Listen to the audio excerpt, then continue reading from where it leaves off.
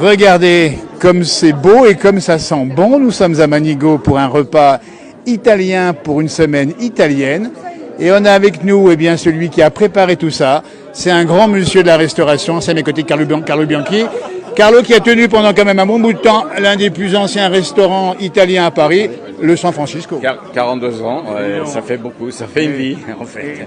Et il faut le dire, tu as servi les grands de ce monde en plus. Hein. Les grands de ce monde, vous recevez beaucoup de gens, des Américains, des Suisses, des Russes, des Italiens, des présidents, des politiques, des gens du théâtre, du cinéma, production des énormes sociétés. Bon, on a eu tout le monde. Alors on va parler justement, parce qu'on est là pour ça, parce qu'on va vous titiller les papilles.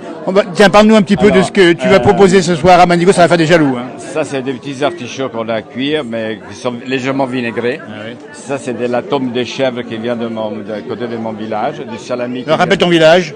Mon village, c'est dans la région des Marches, ouais, ça. C'est du chèvre. Hein. Oui, c'est du chèvre.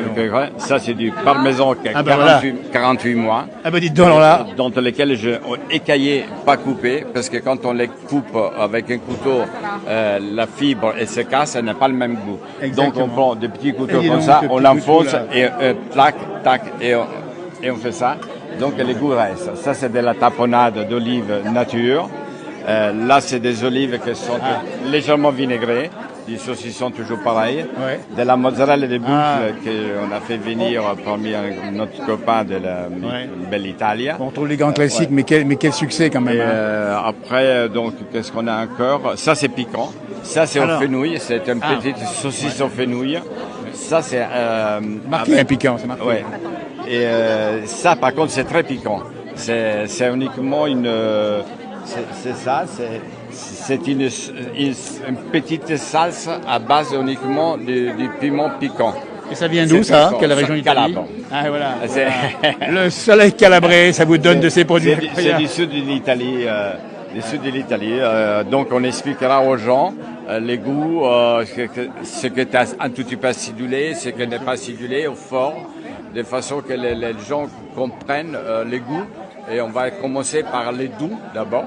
Parce que si on mange du piquant du départ, après on abîme les palais, donc on n'a plus les mêmes saveurs et on comprend plus rien. Exactement, il faut expliquer, c'est de la pédagogie, il faut dire à quoi ça ressemble, comment c'est fait, comment c'est produit, pour l'apprécier encore mieux. On rappelle qu'on est au pays de Marc Vera ici aussi. Hein. Exact, que j'ai très bien connu, je connais très bien. Alors tiens, on va regarder ici alors d'autres produits encore d'Italie toujours, c'est ça, on les retrouve, hein. C'est à peu près les mêmes ici. Voilà, bah écoutez, formidable, les drapeaux italiens.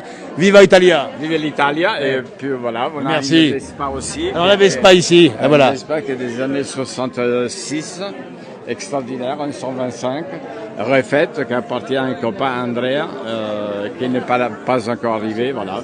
C'était pour donner un coup d'œil. Et ça, c'était.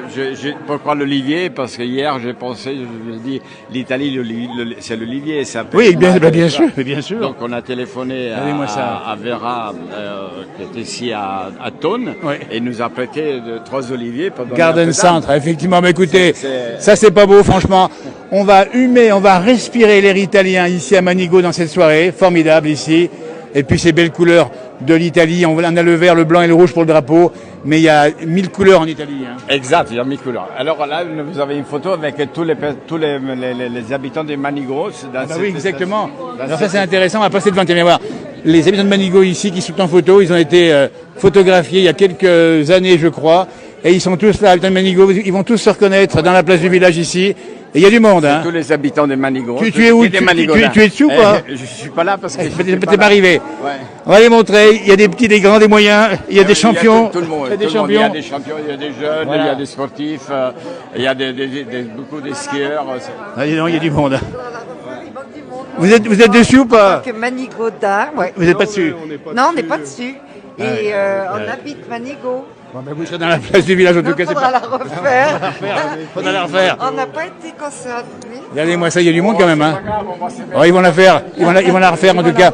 En tout cas, ils ont tous la banane et le sourire sur cette photo. C'est une belle photo quand même. Hein. On rappelle bien que derrière, on a effectivement les pointes de la chaîne des Arabes magnifique de 1500 mètres. Merci Carlo, bravo. Hein. C'était un énorme plaisir. Merci à toi. Et, merci. À bientôt. À tout bientôt.